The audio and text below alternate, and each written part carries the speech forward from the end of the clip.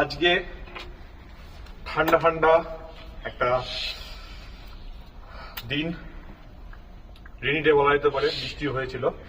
তো আজ কিছু গরম করার মতো কথা, কারণ যদি খারাপ লেগে থাকে সেই জন্য নিজ গুণে ক্ষমা করে দেবেন, আমার ভুল আপনারা ক্ষমা করবেন, ঠিক আছে?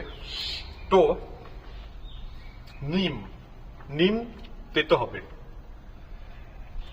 এটাতে নিমের কোনো দোষ নেই। আম মিষ্টি, আবার এটা আবার আমের কিন্তু কোনো এক্সট্রা ক্রেডিট নেই। নিম তেতো হবে, আম মিষ্টি হবে, কে ডিসাইড করে? আমাদের জিভের আম মিষ্টি ভালো লাগে, তা বলে নিমের কিন্তু উপকারিতা কমে যায় না। নিম আমাদের শরীরের পক্ষে ভালো, আমাদের স্কিনের পক্ষে ভালো। ঠিক তেমনি আমাদের জীবনে এরকম অনেক লোক আসবে যার হয়তো আমাকে ভালো নাই লাগতে পারে, তা বলে কি আমার কোয়ালিটি কমে যাবে? একদমই না, আমার কোয়ালিটি যেমন ছিল সেরকমই থাকবে। তাই বলার কথা যে আপনাদের সাথেও যদি এরকম হয়, আপনারা নিজেদের কাজটা করে যাবেন।